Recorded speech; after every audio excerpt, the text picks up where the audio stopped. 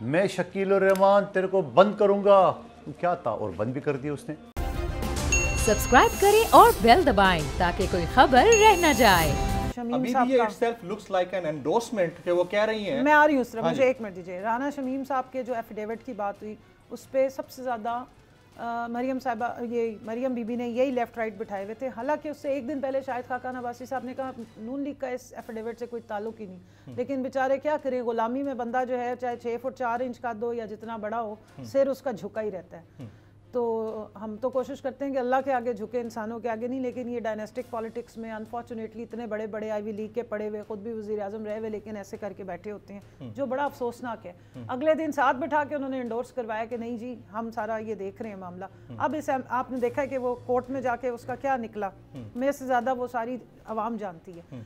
इसी तरह उस वक्त भी इन्होंने कहा कि हाँ ये मेरी ही आवाज़ है, और उस वक्त बात क्या हो रही थी, ये बात हो रही थी कि मीडिया के चंद चैनल्स के मालिकान को किस तरह इन्फ्लुएंस किया जा रहा है, और वहाँ पे इन्होंने ये एक्सेप्ट किया कि जी मैं तो कोई मीडिया जो है वैसे चैनल्स को इन्फ्लुएंस सारी पार्टीज नहीं करती हैं, ये एक नया गलत मिथ है। मैं एक मिनट मुझे सिर्फ दीजिएगा। इन्होंने कैटेगोरिकली डिनाई किया कि मैं कोई media cell prime minister house में नहीं चला रही, ये कहा था उन्होंने। मैंने भी प्रेस कॉन्फ्रेंस की और मैंने वहाँ पे चैलेंज किया कि मीडिया हाउस ये मीडिया सेल चला रही थी, और इवन क्योंकि मैं पार्लियामेंट्री सेक्रेटरी हूँ प्लानिंग की, प्लानिंग में पूरी टीम थी, उसमें प्लानिंग में जो एक मोहतरम थे मीडिया के हेड रखे गए थे जो एहसन इकबाल साहब ने अपॉइंट किए थे, वो इनके मीडिया सेल को लुक आफ्टर करते थे प्राइम मिनिस्टर हाउस में। अब इनसे सवाल ये बनता था कि आपका सिर्फ और सिर्फ मीडिया सेल चलाने की क्वालिफिकेशन ये थी कि आप मोहतरम नवाज शरीफ साहब की दुख्तर नेक अख्तर हैं, दैट्स इट। यही उनकी पॉलिटिक्स में आने की भी एक वैलिड रीज़न है, यही रीज़न उनके आगे सबके हाथ बांध के खड़े होने की है कि क्योंकि ये मोहतरमा शहजादी साहिबा हैं और मोहतरम नवाज शरीफ की बेटी है, तो जो उनकी बेटी है तो उसके आगे सर झुकाना ज़रूरी है। तो डेमोक्रेसी की तो नफ़ी यहीं से ही हो गई है। अगली बात अब आ जाए ऑडियो जो इन्होंने बात की, ऑडियो उन्होंने कहा कि हाँ मेरी ऑडियो है, मैं एक प्राइवेट डिस्कशन कर रही थी। ये किस किस्म की प्राइवेट डिस्कशन थी?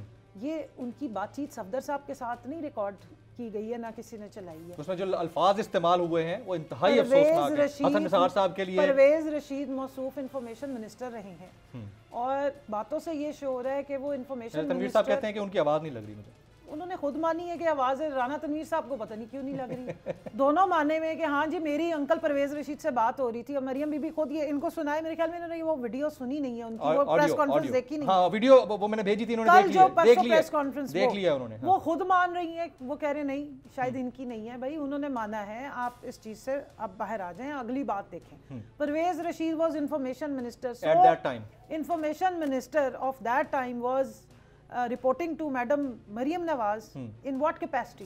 एक फेडरल मिनिस्टर उनके अंडर चल रहा था, और पूरा जो इंफॉर्मेशन मिनिस्ट्री के मुख्तलिफ अफसरान हैं वो सुबह सुबह पीएम ऑफिस जाया करते थे, और ये वहाँ बैठ के उनको इंस्ट्रक्शंस देती थी। इंस्ट्रक्शंस क्या थी?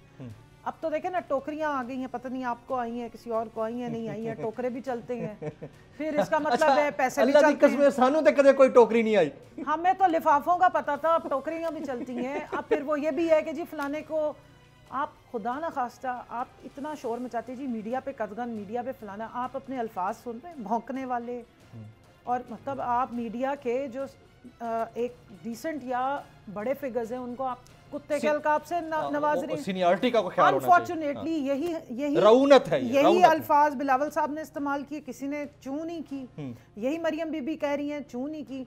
तो फिर आप कौन सी डेमोक्रेसी, और क्या आप चीखें मारते हैं जनाब? आप सारे मीडिया को दबाते भी हैं, वो मारते भी हैं, लताड़ते भी हैं, और फिर चीखें भी मारते हैं। सो बेसिकली सारा नैरेटिव ये कंट्रोल करती थी। जो हकीकत थी वो कहती थी कि ना दिखाओ, वन साइडेड हमारी साइड दिखाओ। ये चीज़ें जो हैं ये काबिले एतराज़ हैं और काबिले गिरफ्त है। हाँ काबिले गिरफ्त है, काबिले मुजम्मत है। कोई भी XYZ नवाज शरीफ का कोई बेटा है, बेटी है जो सियासत में भी नहीं है, वो अमूरे हुकूमत चलाते रहे। इससे ज़्यादा बड़ी बात गलत क्या हो सकती है कि आपकी सिर्फ आइडेंटिटी है कि आप उस मोहतरम की बेटी हैं, और आप अगर बेटे हैं तो आपको सब लैंग्वेज बड़ी कंडेमेबल है। बिल्कुल एब्सोल्युटली राइट। लैंग्वेज तो वही होगी ना थी जो हकीकत होगी, जो असलियत होगी। इसके साथ साथ वो एंडोर्स नहीं कर रहे हैं, इसके साथ साथ इनके जो खामिद मोहतरम है, अभी इतनी बड़ी इन्होंने शादी की, सारा कुछ उन्होंने जनाब क्या अल्फाज किया, हम तो जी पीरों के बच्चे हैं, हम तो फकीरों के बच्चे हैं, हमारे तो पैसे पता नहीं कहाँ से आए। और किसी और दे घर होवे कोई इस तरह पीर फकीर तो वो नहीं मानते। खैर आप साथ रहिएगा। फिर अब तो लीगल पीरनी तो हमारी यही है ना मैडम,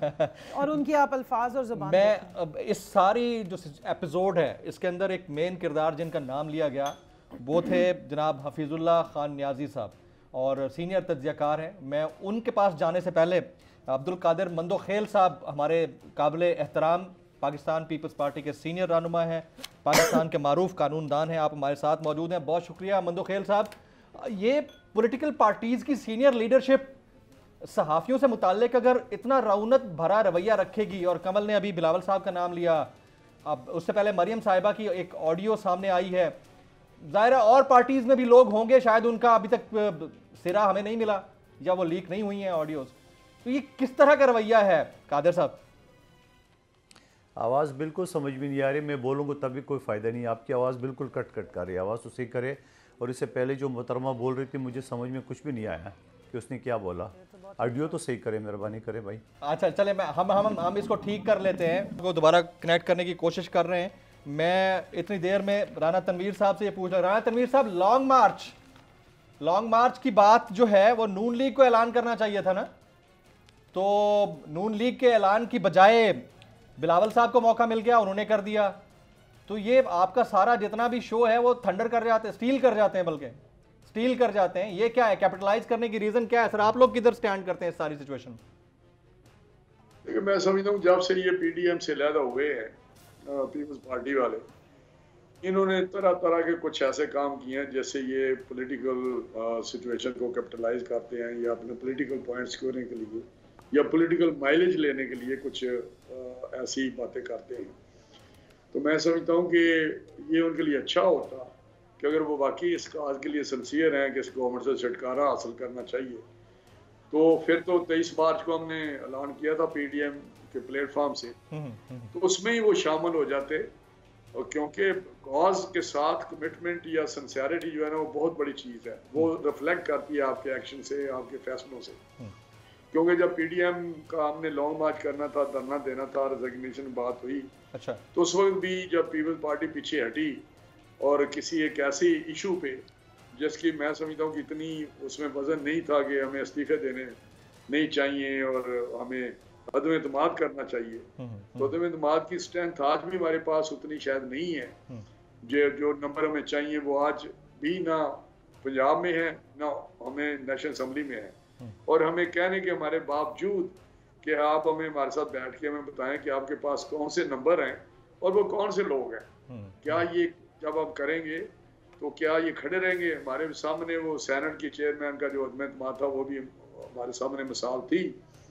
तो मैं समझता हूँ ये 27 फरवरी भी शायद उसी एक कड़ी में वो उन्होंने एक किया है एक ऐसा फैसला कि हम इसको पहले अनाउंस कर दें। और अगर इनका नेचुरली पीपल्स पार्टी उस तरह तो नहीं कर सकती जिस तरह सारी अपोजिशन जो जॉइंट अपोजिशन अगर वो करे पीडीएम के प्लेटफॉर्म से और ये भी साथ हो तो लॉन्ग मार्च करें टुवर्ड्स इस्लामाबाद, उसका इम्पैक्ट जितना आने हैं वो अकेले ये किस तरह करेंगे मुझे बताएं।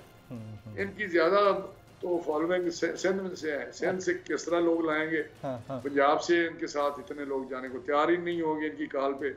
तो मैं समझता हूँ कि ये शायद वो 23 मार्च की जो मूव है उसको ये डैमेज कर रहे हैं या सबोटाज कर रहे हैं, या अगर सिंसियरिटी है तो इनको मिलके एक डेट फिक्स कर लेनी चाहिए। चले 23 मार्च नहीं, आगे पीछे हम भी कर सकते हैं अगर बात करें हमारे साथ। तो ये 27 फरवरी वाला अकेले करेंगे तो शायद उसका वो इम्पैक्ट ना आए। जरा मंदोखेल साहब, आपको अगर मेरी आवाज़ आ रही है, हमने वैसे बड़ी कोशिश की, कोई टेक्निकल इशू था, but question remains the same. ये जो हमारे सीनियर पॉलिटिकल लीडरशिप की रौनक है लहजे की, ऑडियो लीक्स की सूरत में सामने आ चुकी। मरियम नवाज साहिबा की ऑडियो आपने सुन ली होगी। कंवल साहिबा ने अभी फरमाया कि बिलावल भुट्टो साहब भी कुछ इसी तरह का लहजा रखते हैं सहाफ़ियों से मुताल्लिक। ये किस तरह का रवैया है सर? देखिए, यकीनन साफ़ियों के बारे में ये रवैया ठीक नहीं है, मगर 100% साफ़ी भी ठीक नहीं है, इस बात को भी आपको मानना पड़ेगा। कि मुख्तलिफ चैनल पर बैठ के जिस तरह ओपन किसी पार्टी का, किसी हुकूमत का ये लोग तरफदारी कर रहे हैं, तो थोड़ा सा मीडिया जो ग्रुप्स है या मीडिया जो स्टेशन है उनको भी देखना चाहिए। और कंवल साहिबा हमें बिलावल साहब की बात याद दिलाने क्या, 126 दिन की धरना पार्टी में मैं शकील उर रहमान तेरे को बंद करूँगा क्या था, और बंद भी कर दिया उसने। तो ओपन चैलेंज दिया है और उसको ऊपर अमल भी करा के दिखाया। आप मरियम बीबी की अगर ऑडियो टेप है, मैं नहीं समझता हूँ को ठीक है, उसकी भी होनी चाहिए, मगर ये ऑडियो वीडियो की जो ड्रामाबाजी है ये तो हाकिम वक्त का काम है, इसको बंद करना और उसकी तफ्तीश करना। यानी आपको मैं बताऊँ, हम तो विक्टिम रहे। आप इससे पहले जो शहबाज शरीफ साहब का और उसका आया था ऑडियो जस्टिस कयूम का, हम तो उसकी सज़ा भुगत रहे थे। उसके बाद चेयरमैन नेब का जो आया था वो तो फिर ख़त्म हो गया, पता ही नहीं चला वो था क्या, असली था जाली था, मतलब चुप कैसा हो गया। उसके बाद जो जज अरशद मलिक की वीडियो आई है उसकी तफ्तीश नहीं हुई है। तफ्तीश ये हो गई है, नवाज शरीफ साहब को सज़ा तो हो गया, मगर ये उस जज को सज़ा तो हो गया, मगर जिस जज ने सज़ा दी है तो सज़ा बरकरार। तो मैं कानून की तालिब इल्म कैसे 28-29 साल मुझे हो गए सुप्रीम कोर्ट तक वकालत करते, मेरे समझ से बालातर है।